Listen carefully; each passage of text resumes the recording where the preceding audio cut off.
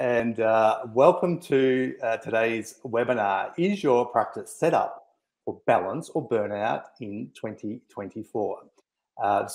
Very much big welcome to everyone. Wonderful topic for us to kick off on, and let's jump straight into it. So I will allow my co-presenter here, Mike, to introduce yourself and take it away.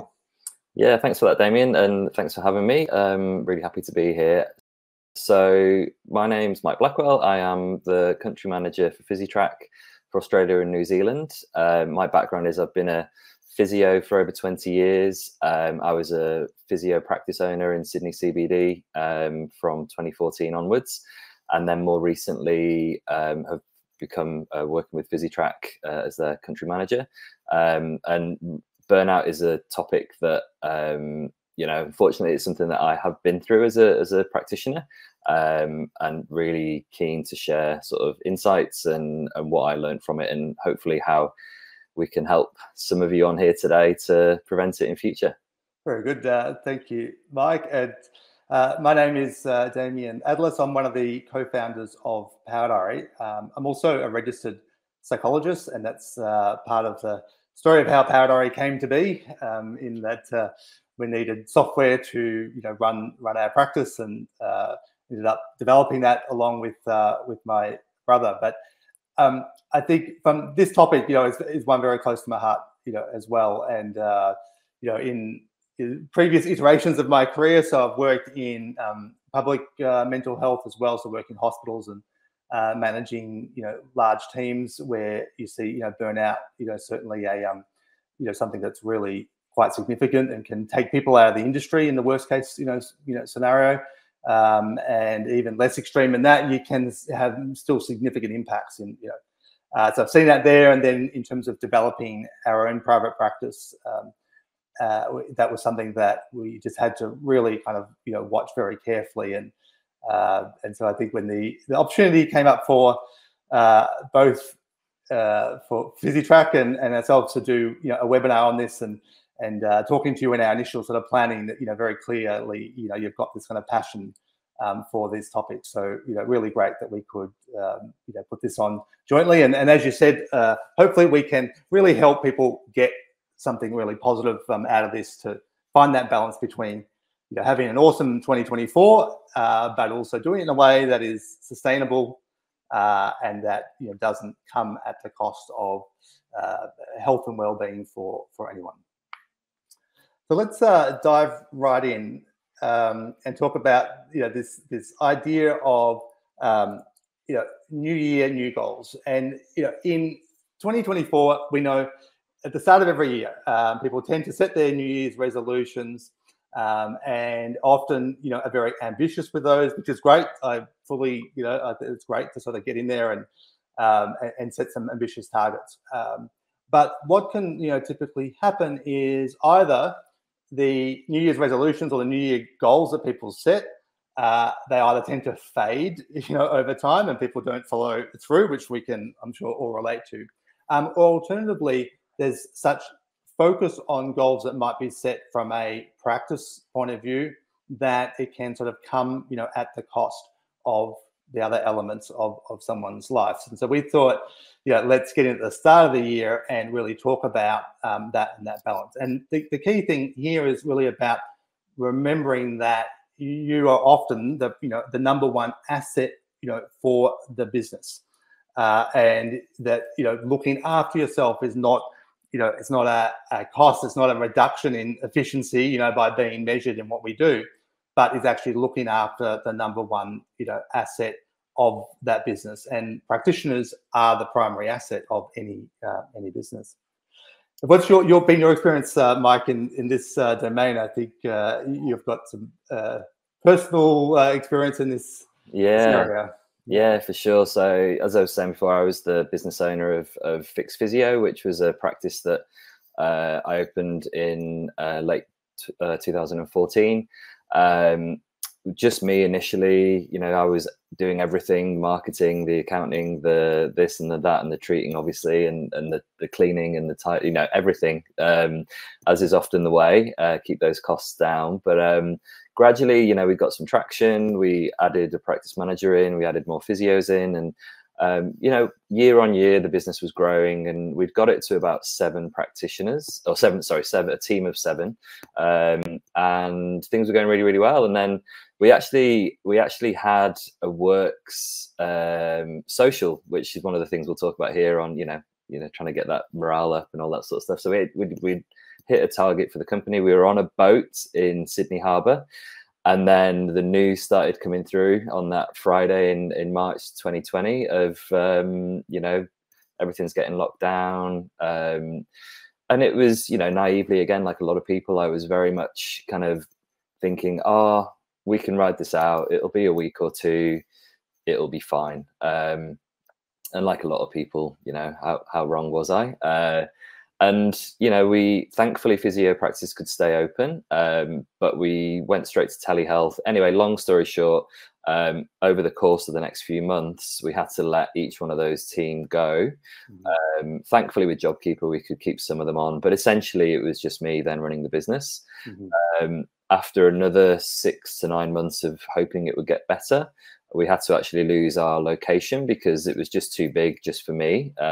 You know, despite government sort of guidelines on reductions in rent and you know, that sort of side of things. So I combined forces with another physio practice, still in our separate entities in the Sydney CBD, and that went on for about another 9 months or so. She had to then give up her rent, so the 2 of us moved into another practice. So there was 3 really established CBD practices that had about 50 years of business between the 3 businesses, that were working in one space just to pay the rent and pay the bills.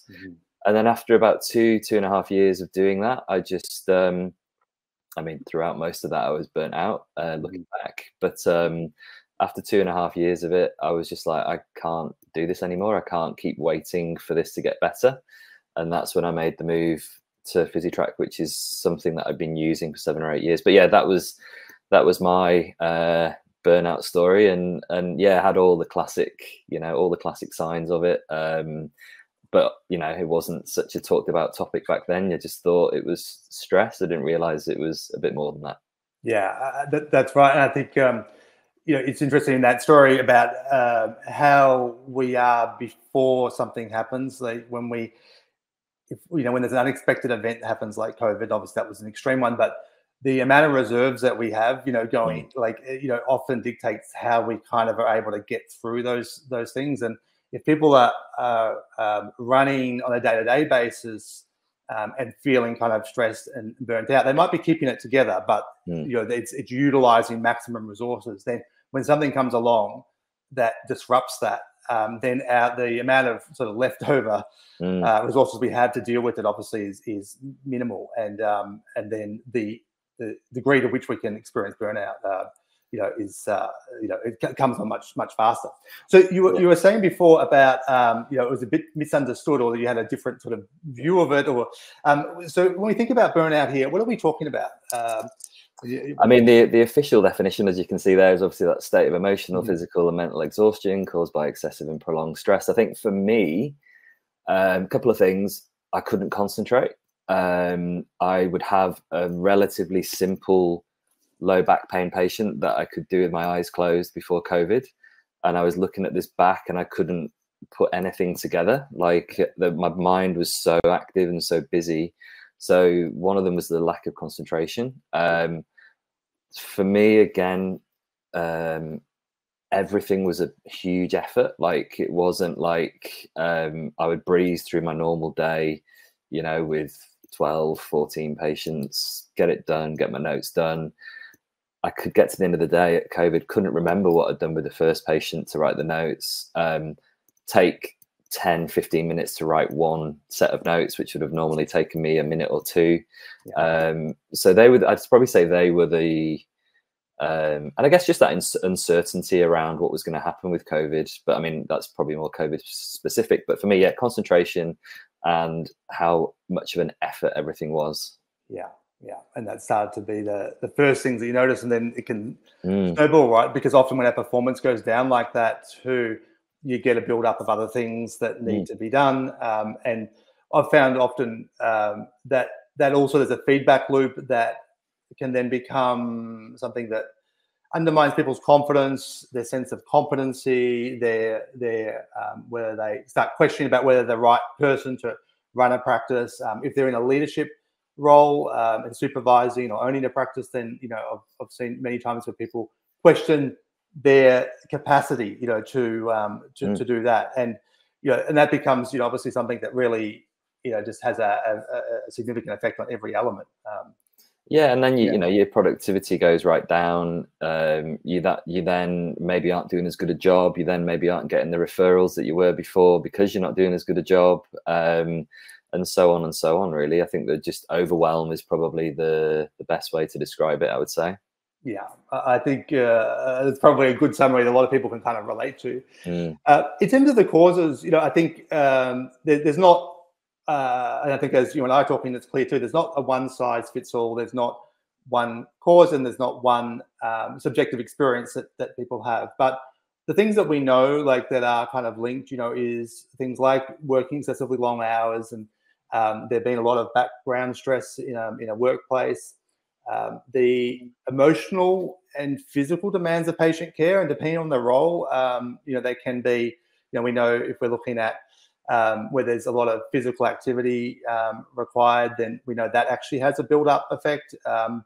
But also the emotional side of things, which as a psychologist, and that's often something that's we can think of easily, but also for physios, right? You're often the patient doesn't come in with an isolated physical injury. There are contexts as a person, right? That is part of that, and you have that kind of conversation, and you're exposed to a lot of that.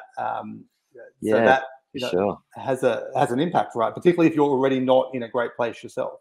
Yeah, absolutely. I think you can't under emotional toll it takes on you as a allied health professional. I think looking at my cohort, I qualified in 2002 as a physio. Each year, less and less of my cohort are still being active practitioners, whether they're going into management roles. Obviously, I've gone into this role with Physitrack, 20 hours a week. To treat 5 days a week full time is just, and I remember when I first qualified, you and I have chatted about this one in particular before, Damien, but when I first qualified, I was working at a clinic, and it was a private clinic, and I was treating 22 patients a day. 3 days a week when I was working there part-time. And I was only just qualified, so my thought processes and my clinical reasoning was much slower, not as advanced.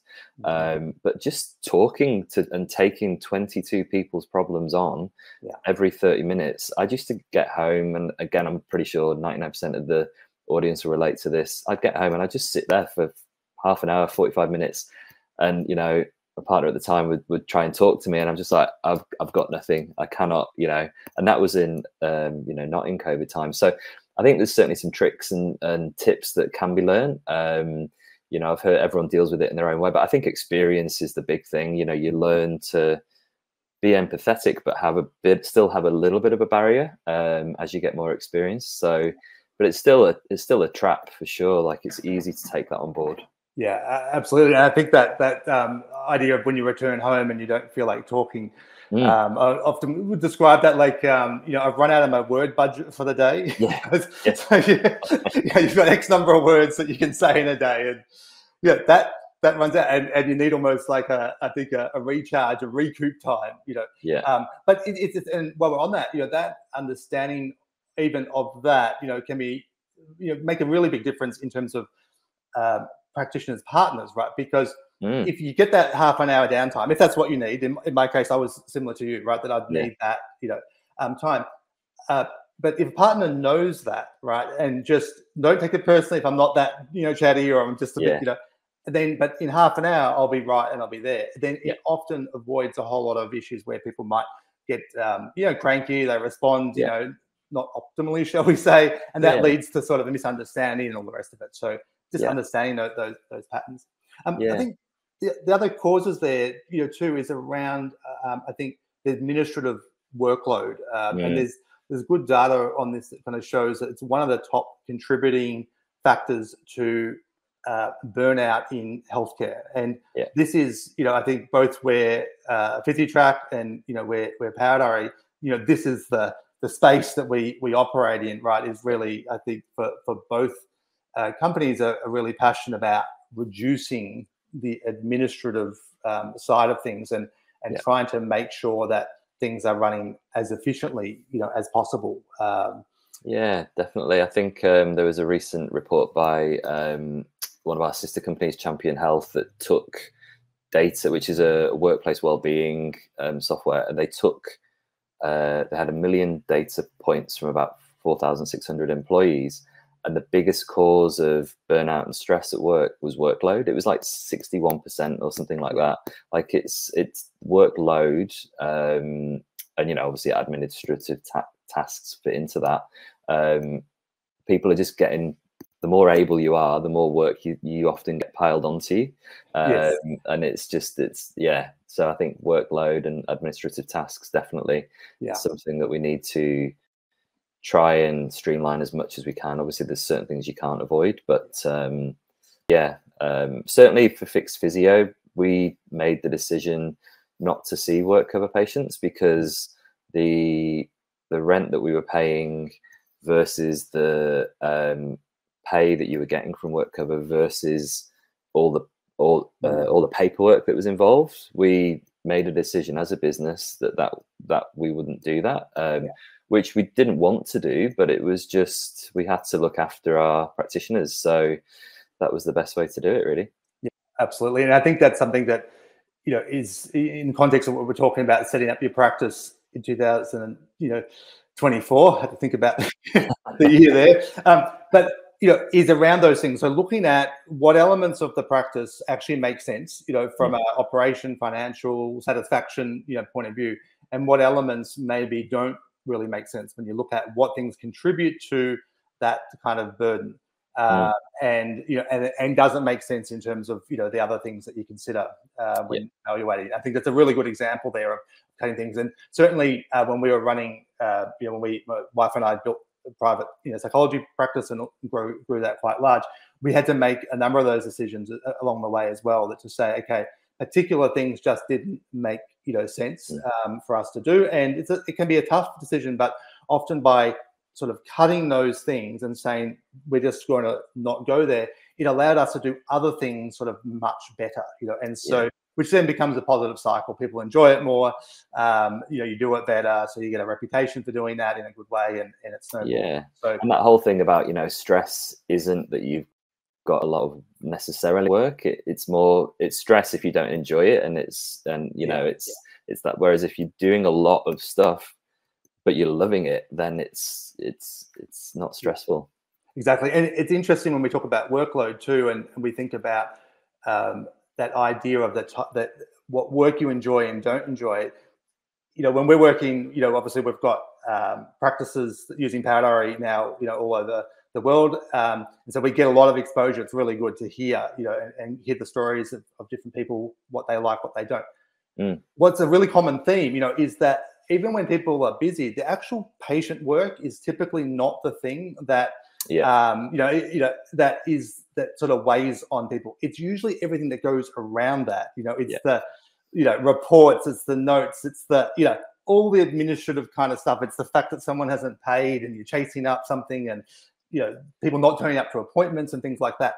That tends to be the thing that actually kind of eats at people. And so when building like a sustainable sort of practice, and particularly if you employ people and you want to keep them engaged and keep them happy, and you want to achieve the practice goals in 2024, then the idea of trying to think about, okay, what is it that eats at practitioners, what leads to them feeling burnt out or feeling tired. It may be within reason. It may not be the clinical load necessarily, but it may be like all the stuff that goes around that. And so trying to mindful of, well, how do we streamline the practice and reduce the sort of non-clinical work that practitioners need to do, then we tend to find that, that it allows you to grow, but also it is that kind of sustainability is then, baked in. Yeah, and that's it. And it kind of comes down to, you know, how do you retain your staff? You know, as if you're a business owner, do you retain your staff? And what we always used to do was right from the get-go, you know, say to without a guarantee that we could do it, but we would certainly consider it. What does your ideal work look like? You know, how many hours a week? How many patients do you want to see per day? Yeah. Do you like early start times? Do you like late finish times? Do you need a big gap in the middle of the day so you can pick up your children or do your exercise? Or what is your goal salary? And then we can work backwards and tell you how many patients you need to see to achieve that. You know, like have those very open and frank discussions early on so that there's no gray areas. There's no, oh, well, you didn't do this and you didn't do that. Like, as I say, we couldn't guarantee that they would have, you know, 5 3-hour shifts a week with that, and they earn, you know, $200,000 a year, like obviously, but we tried wherever we could. If, you know, one practitioner liked an early start, others didn't, you know, another one preferred to finish late, then we try and accommodate it that way and trying to keep them as happy as possible.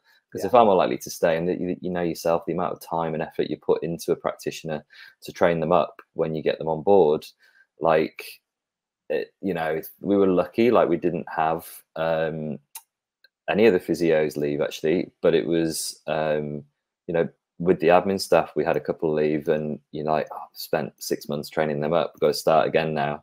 So you want to keep them on board. Yeah, precisely. And the, you know, I think when you look at the stresses for practice owners, hiring and retaining practitioners, you know, comes right out there as sort of a number one, number two kind of growth, you know, either enabler or you know, barrier. Yeah, exactly, because of that. So, you know, keeping, you know, and this is also where I think by being sensitive to work-life balance, to what actually ticks the right boxes for practitioners, you're able to create a work environment that you're not attracting and retaining people solely on trying to outbid how much you pay, you know, and getting into a bidding war, right? Which does not go well for anyone at the end of the day. And so by being, you know, mindful of trying to set up an environment that, and in fact, it's interesting that you say that about what's your ideal, because we used to have a very similar kind of conversation with people at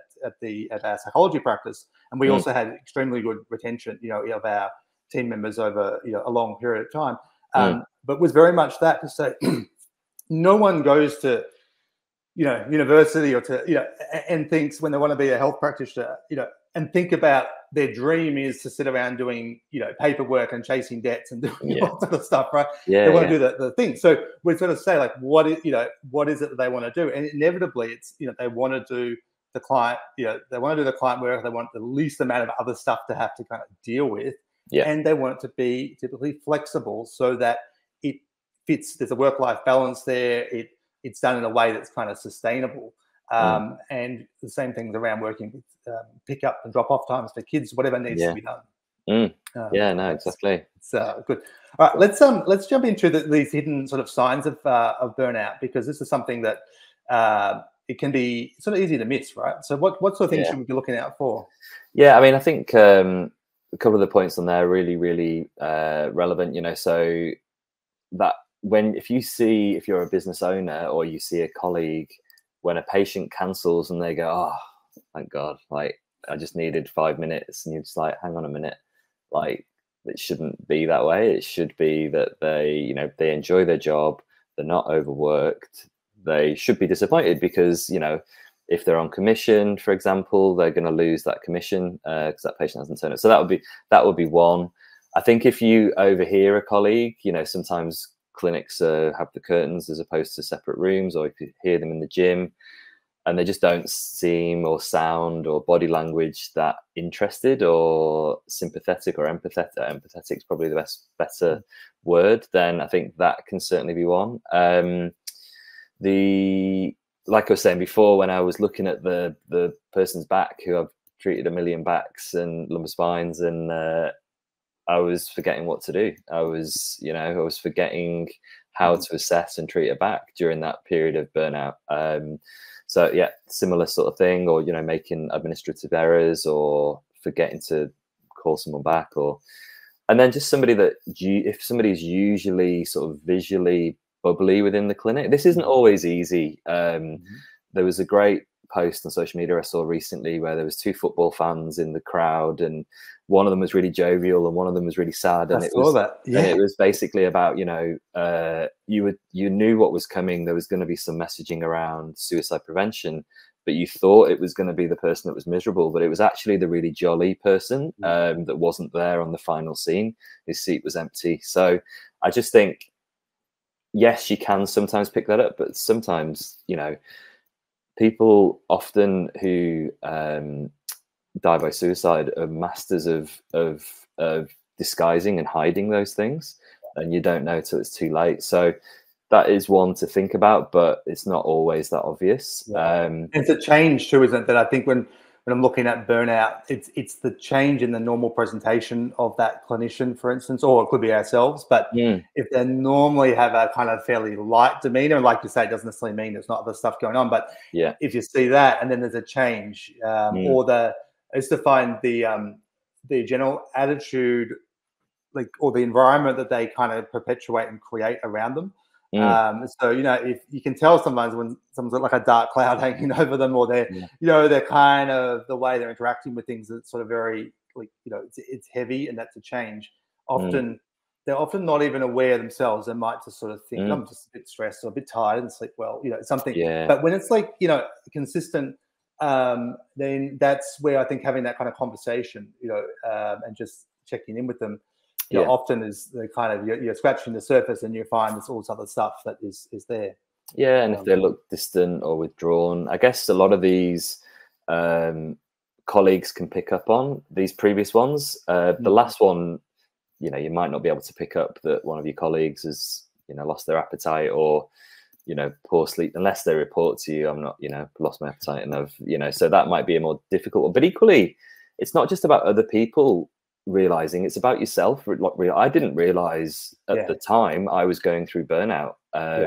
So now being armed with these things where I'm like, oh yeah, I wasn't sleeping at all when I had burnout. You know, my mind was so busy and worried about, you know, how am I going to pay the next bill and what's going to happen to this business that I've nurtured and grown and has been our future, our family's future for the last 7 years.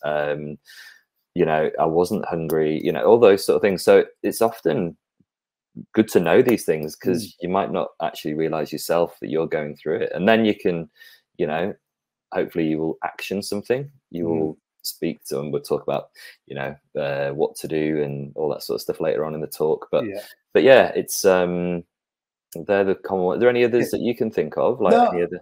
I don't think so. I just sort of would look at the ripple effect too of this, you know, that yeah, it makes sense when we think about all those kind of symptoms, that, you know, you get this sort of, you know, team morale, workplace atmosphere, everything kind of takes a bit of a downer, and it can really then impact on the goal. You know, when people will set goals for their practice and are trying to achieve things, and then if burnout isn't being attended to, you can see that these kind of ripple effects that aren't necessarily as immediately evident, they start to work against the goals that people kind of set for their practice. So they think, oh, you know, my goal this year was to, you know, increase by 30% or to hire, you know, some more people, but I just hired some more, but the other ones left. You know, and that kind of feeling that, you know, this ripple effect is often more broad than what we kind of think about, or we don't sort of think of it as a whole. We kind of might focus on one area of it, but not realize actually this is, you know, it's all connected. So things like, you know, that personal health, how people are at home, you know, and of course the finances of the practice, and you know, how optimistic people are feeling about the operation of their practice and what the future holds, all sort of has this, you know, this ripple effect, and can become a chain reaction, right? Like it's like if you're interviewing for a practitioner, if you have like the whiff of desperation, you know, you know, because behind the scenes you're feeling, you know, all sorts of things are going on. Yeah, it's like just like dating or something, right? Desperation is never attractive, you know. So no, exactly. I think there was one thing that I think it'd be good to go over as well, which I think yourself and I talked about this previously as well, Damien, is the financial aspect, both from the business owner and from the, you know, the practitioner, particularly with the cost of living crisis that's going on sort of globally at the moment. You know, the goals need to be aligned. It's no good a business owner going, I need Physio A to see 50 patients a week, and Physio A is going, I can't see 50 patients a week. I'll be absolutely flogged. I'll be burnt out. I won't be doing a good job. But I actually probably need to see 45 to pay my rent, to pay my bills. But even that's too many. I really want to be seeing more like 35, 40. So kind of thinking about all those sort of things. And then we talk about, you know, how do we help with burnout? Well, again, we'll talk about more detail later on, but, you know, putting gaps in your diary, you know, all those sort of things. But then equally, that does mean then that you're not going to earn as much. So it's this constant sort of weighing up of, I need more money, but if I see that many patients, I'm going to be burnt out. So it's a real, and then there's no like magic solution to that. It's just something that you have to work out. And, you know, that can be things like increase the fees in the clinic fees, which I think as practitioners we're all very, very reluctant to do, despite our costs going up year on year significantly. It's something that I was always pretty strict on, that, you know, just $5 a year will increase our standard consults. Doesn't sound a lot, but when you add that over a whole practice for a week, it adds up. And, you know, you worry about increasing your prices, you worry about the backlash. And in my whole 8 years of having a business, nobody ever questioned it. Like it's ever. So I think my biggest advice to every practice is revisit them, do a little bit of research in your area, like what is everybody else charging? And that shouldn't dictate your answer, but it should just, you know, if you think you're a 50% better physio than everyone else in the area, then, you know, your prices should be matched accordingly. But that's certainly one way to ease some of the financial burdens. As I say, it doesn't sound like a lot, but it is like cumulatively. Yeah, and I think this is where, you know, if we're looking at goal setting and how, you know, we achieve what we want, you know, it's very easy to skip over that and think, okay, I'm going to focus on just growth, right? I'm going to employ more people. I'm going to get a bigger building, a bigger whatever it might be. But what I've seen over the years, you know, both running a practice and being, you know, friends and colleagues and like running, but particularly in the power diary, where we just get a global view of what, you know, the things people do that work really well and the traps people get into, is that if they don't have those things sort of sorted out, they just scale the problem, you know. So they have a problem as a 3 person practice. When they get to a 5 or a 7 or a 15 person practice, if they haven't attended to those things, like you're saying, if the economics of it don't make sense at the small level, it tends not to make a lot of sense at the larger level. And it's the same with administrative tasks, the same with every sort of aspect. So sort of when you're looking at like goal setting, what are we going to achieve in 2024? It's important to look at those sort of fundamentals and just and work out, you know, hey, are we charging enough to, you know, make enough profit to pay team members enough so that we can, you know, keep them engaged, but also, you know, not end up with burnout due to financial issues. And when decisions about increasing price are based like around that sort of foundational thinking, it's a lot easier, I think, to get over that barrier of doing it, because you're like, well, actually, for sustainability, to be able to continue to deliver services in a way that, you know, is sustainable, this is a reality. You know, this is what we need to do, and you know, then we do it with confidence because that's how it is, rather than it being an afterthought or a catch up, you know, where you have to sort of increase by exactly.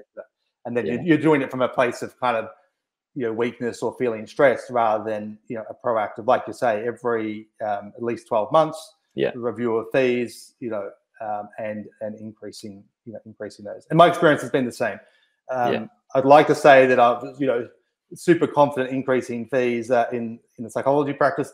I wasn't at all. I would always get like a bit concerned, a bit anxious, but it was silly. And as the years went on, we got much better at it, at sort of adjusting. But every time, like you put the fees up, no one, you know, there are a few grumbles here and there maybe, but no, it made no negative impact on the business at all. It was always upside. No, for sure. So I think that's in terms of the kind of practice well-being sort of side of things, what I think we've sort of touched on a lot of this here, but if we sort of now think about strategies that we can do, and we're going to kind of move now into talking about things that really can help. What do we need to do from a personal and sort of practice well-being perspective here to get it right?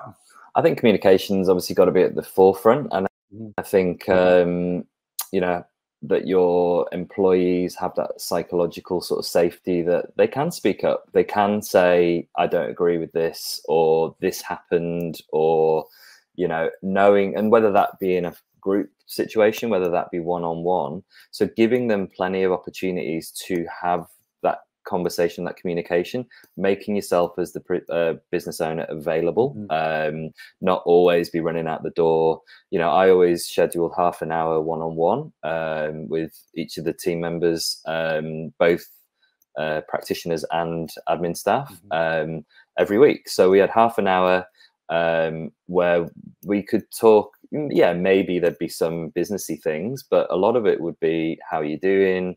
Is there anything that we can do better? Is there anything that you think we could change? We'd have that also in a fortnightly team meeting, a 1 hour team meeting. So, if there's something they brought up and they felt comfortable talking about it in the group setting, we'd discuss it, we'd nut it out.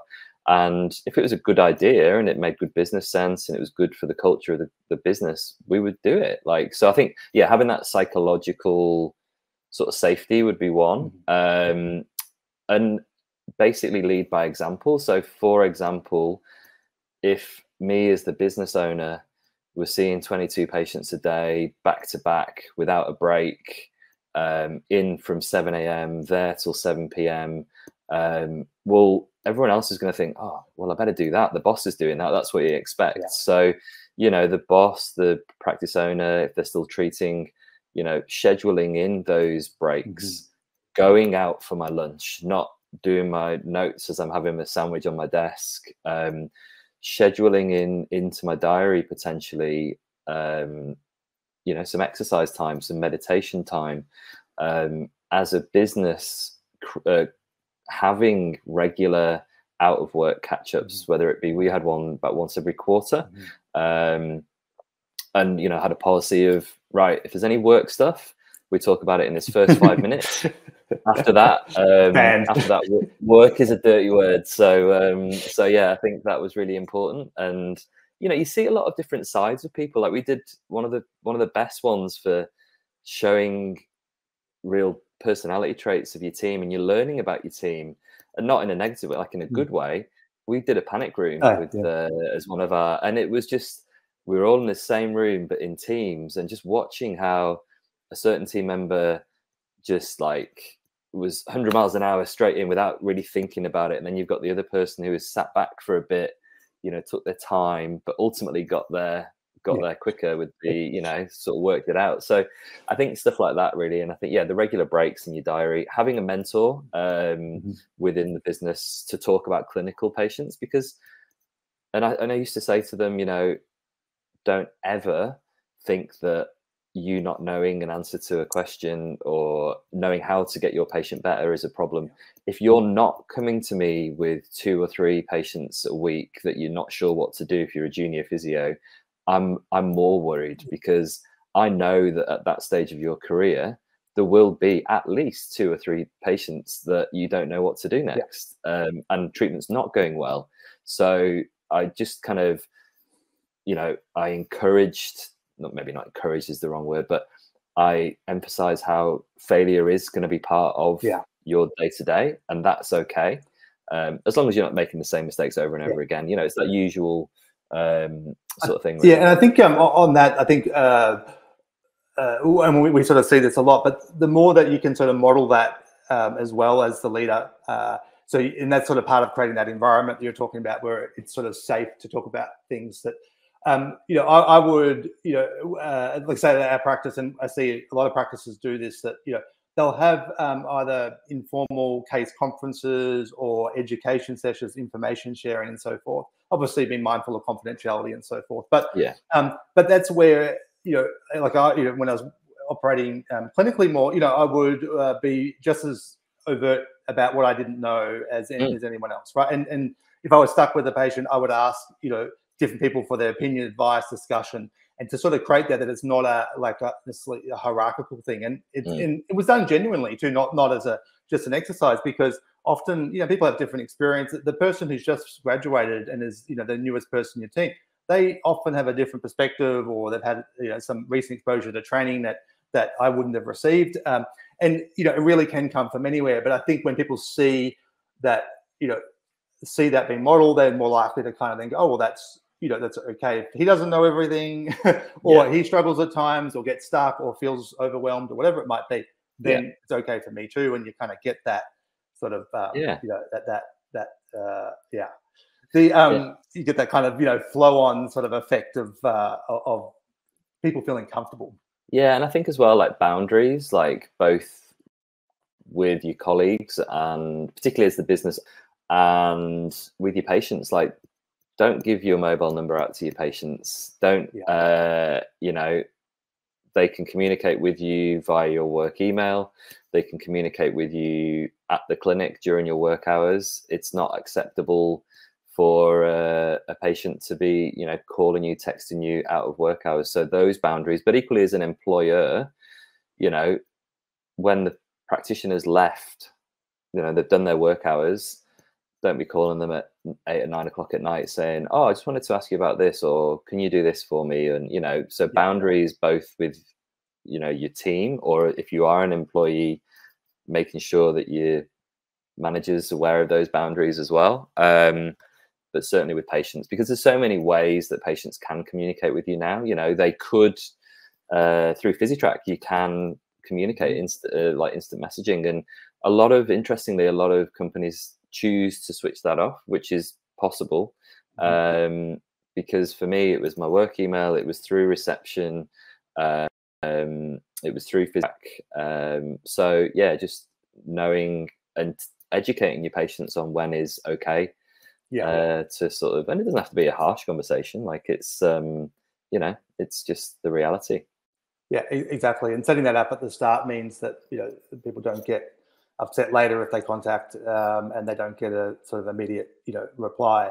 And I think the other, things about getting this, right is making sure that we're kind of, we're doing those things of taking time off, and we're, but also we're balancing our professional life with the non-professional. So that elements of, hobbies, activities, whatever you sort of enjoy doing outside of work, it makes a big difference. And even in recruitment, I like to get a sense, as much as we're legally allowed to ask, but get a sense of what people do, like to balance out their life, to see whether there's someone who is, is in the habit of having a good balance, that they're not all just, entirely professionally focused and it's likely to sort of have issues. So looking at that and then fostering discussion of that in the workplace as well, which often seems counter to what people sometimes do, but like actually making space for that kind of is good, and encouraging that. And then I think that idea of seeking support, and that can make a huge difference. You sort of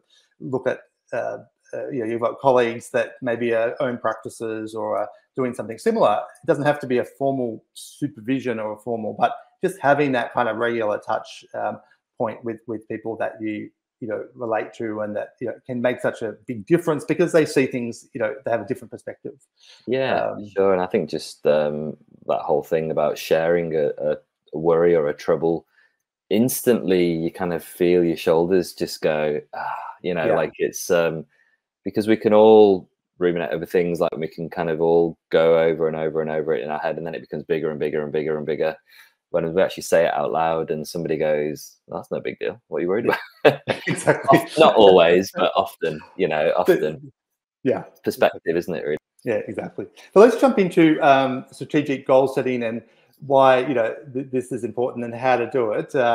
So I'll let you kick off with this. I know you and I have discussed this a fair bit. So what are we talking about here when we're looking at strategic goal setting? So I think obviously SMART goals, I wrote this down before the talk because I always get it wrong. It's specific, measurable, achievable, relevant, and time bound. So, setting your goals, but not just setting your goals for work, Also on a second column, setting your goals up for your personal life, and then looking, do those two actually work together? Or have you said, I want to work 60 hours a week, and then I want to, I don't know, go sailing 20 hours a week? Well, it doesn't leave much time for, sleep and everything else in life. So just, I know it's an obvious one, but making sure your work goals really do match up with your personal goals. And I for Fix Physio, the business we had, I set up with the team, we did it collaboratively, our core values for the business, and our mission statement or purpose. And our decisions all went through those core values. If there was ever a decision for the business where it was like, oh, should we do that? Shouldn't we do that? Well, hang on a minute. Does it match up with our business core values? If it didn't, then we'd go, well, we're not doing that. And equally, same with your personal life. Like if it doesn't, if you've got 3 or 4 or 4 or 5 personal core values and it doesn't match up with that, then you don't do it. And there was that, I think we were chatting earlier as well about that whole, and you can't always do this because sometimes you have to do things you don't want to do in work, because if you're not the boss. But if it's not a hell yeah, then don't necessarily do it. If you've got the choice, it's got to excite you, as have your goals. And yeah, as the smart things, it's got to be realistic as well and time bound. You can't just go, I want to learn how to play the guitar. Okay, well, what song do you want to learn? How long does it want to take you? How much time are you going to allot it per week? Where are you going to do it? Is the guitar in the cupboard, so that's a barrier, or is it already out? I'm speaking from experience here because I've been trying to teach myself to play the guitar since I was about 20, and I'm pretty awful still. So yeah. And we're going to send out a worksheet. So to everyone watching, we've actually developed a worksheet on this about developing goals and having these personal and professional goals and the 2 columns, and then the step-by-step, how to implement as well, which, using the kind of SMART principles. So we'll attach that in an email that we'll send out to everyone with this. And the key thing around this is that, like, when you're achieving in both departments, professional and personal, the energy in both, like one fuels the other. You feel good at work, then you're more likely to feel sort of motivated, fired up at home. And you're feeling fired up at home and you're feeling good about that. Your whole life isn't just work. Then that energy translates back. So this, when we're talking about these balance, this is really about being able to achieve what you want to achieve, but do it in a way that isn't at the cost of something else and that's actually kind of, is sustainable. And that leads us to this sort of, burnout plan, which we have we'll send out as part of this handout tool that you can use, which is really just helping you kind of formalize what it is that you want to achieve for this year, personally and professionally, and then how you can do it in a way that attends the things that we're talking about and doesn't lead to burnout. Okay, so let's jump into just mindful of the time, and we just got a couple more things to cover off on. Okay, embracing technology and tools to achieve the goals with less stress. So let's hit this one. This is the space, right, for both Physitrack and us. So take it away when we're looking at what should we do here with technology. Yeah, I mean, look, it won't be a huge sales pitch for Physitrack. It's this is more about kind of how we can help each other, learn from our own sort of experiences. And for me, the biggest the biggest help that using digital will give you and using softwares and apps is it will free up your time. If it frees up your time, you then have either more time to treat more patients if that's what you want, or more time to work on your personal goals, and you work on the tasks that you want to do. So we always find that there's a huge, with anything, there's always a resistance to change. Oh, I haven't got time for a new software. I haven't got time to implement this. And that's why you need a real plan. You can't just go, we're going to start using Physitrack or we're going to start using Power Diary. It has to go through phases. Probably the business owner has the idea, I want to use this new software. The knee-jerk reaction of the team is, oh, we haven't got time for this. So then it's like, well, why do I want to use it? What is it about this software that is going to make all of our lives easier. We're going to be more productive. We're going to then have be healthier and happier and have, you know, better patient outcomes. So that your why is always really important. And then having a time frame of when it's going to be done, how it's going to be done, blocking that time off in the diary, and actually diarizing it that on Tuesday at 2 till 3, we're going to go through with the team what Physitrack's all about. We've organized a demo with Mike. He's going to come in and do that. Or, you know, we've still got a paper diary in the clinic. We're still taking cash payments. You know, we're going to start to use Power Diary. Invoicing is going to be much easier. Diary and online booking. So, you know, there was a stat about how something crazy like 70 or 80% of all medical appointments, people want to book them outside of working hours, as in not to attend the appointment, but they physically want to book it. Yeah. So if you haven't got online booking, like, you're losing so much business. So it's you know, it's a no-brainer. Like, you just have to adopt and use these things. As a business, we use not name dropping particular softwares, but for us, we had an accountancy software that we used. We had obviously Physitrack. We had an EMR diary software. We had, you know, so it just made, and also from a space perspective, previous clinic I worked at had a room, because it had been around for about 25 years, had a room full of patient notes in filing cabinets. And we had 59 square meters where we had 2 treatment rooms, a reception area and a gym. So we didn't have room for that. So forgetting the, you know, the efficiency piece, think about the space piece with that. And then with the exercise prescription softwares, the compliance, like, that's the biggest thing that I talk about when I do my demos for Physitrack, is the increase in compliance with exercise is incredible. When you go from your stick diagrams or even your photos on a sheet of paper to a digital, doesn't have to be Physitrack. Obviously, I'd love it if it was, but any digital exercise prescription software, you will improve your compliance of your patient's exercise.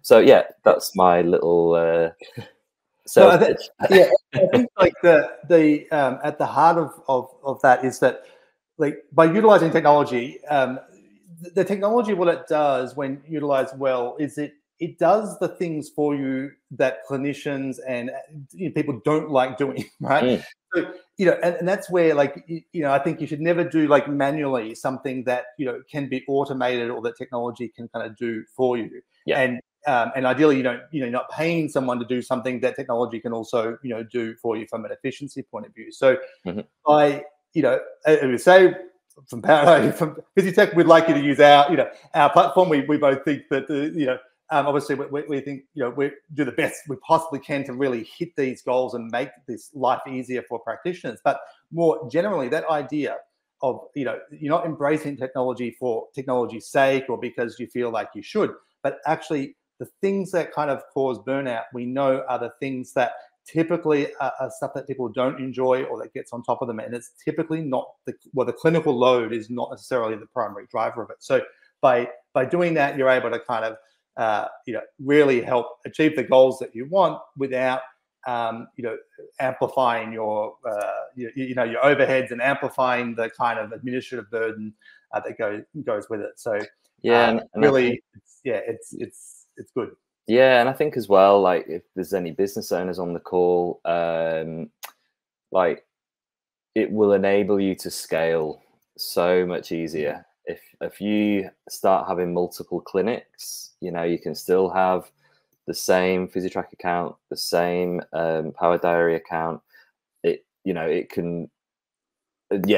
just going to make it so much easier for you to scale, if that's what you want to do. And then there was just one more point I wanted to make. What was it now?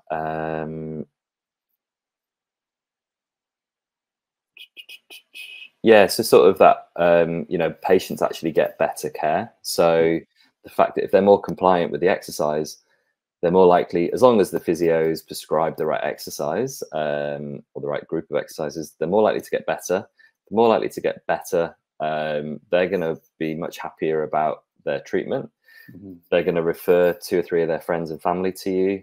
Again, it will help you scale and grow. If if they keep coming to physio appointments and they're haven't done their exercise because it was on a sheet of paper, they're not going to go, oh, I didn't get any better, but Mike's a great physio, go and see him. Like, they're only going to say that if they don't owe me anything. Like, they're only going to say that if they actually had a good result. Yeah. So absolutely. Yeah. At the end of the day, like, that's we think about things in health that sort of like can be draining, and things that add energy, and positive patient feedback, patients getting better, and you're seeing that. At the end of the day, it's what we're all here for, right? As practitioners, and that's something that adds energy into the mix, and provides that, it's the fuel, right? And so when, like you say, anything that you do that kind of supports patient, outcomes, obviously it's great for patients, and that's what, but also for the practitioner, it's a much better experience, and it's what they're there for. Yeah, for sure. Right, so wrapping up, so where to from here? So we're going to send out a link to the tool that we're talking about in terms of the basic thing around setting your goals and an anti-burnout plan, and then also we're also going to send a link to a burnout guide that Physitrack you've developed, right, with Physitrack. Yeah, so it's just I've just got it here. It's in black and white, unfortunately, but you will get it in nice in color if you download it. So that's just the Cooling Off How Practitioners Can Beat Burnout guide. It was created, there was 3 physios of varying experience. Myself was one of them. Another physio called Tom Gray, who's works for Physitrack, and he's also a lecturer in physio. And then Leah Gillespie, who's basically my equivalent in the US. So between us and our marketing team, put this document together. We hope it's, you get some insights from it. A lot of it we've already discussed today, but maybe as follow-up for yourself, and that you can actually put some solid things in place to actually move on for this. What we don't want from today is you go, oh, that was interesting, and forget all about it. We want the action plan from today is that you go out, and even if it's, on the guide, there's, I don't know, probably 20 actionable points that you can do that we found can help prevent burnout. Even if you take 3 of them, the most relevant to you, like we don't want the guide to be overwhelmed, going, oh my God, I've got to do 20 steps to prevent burnout, but it's actually causing me burnout. So, you take what you will from today and what you will from the guide, but it's a free resource there. Share it with your team, and hopefully, you'll get some benefit from it. Wonderful, thank you, Mike. And that takes us to that final point of remembering to sort of take action and start small. So thank you very much, Mike. It's been great fun developing this and presenting together. And thank you to everyone for coming along and participating. Hope you got something great out of it. And there's some contact details. We'll send this slide package out, but some contact details there as well if you'd like to follow up with Physitrack or Mike or Power Diary. So once again, thank you, and we'll see you next time. Thanks, everyone.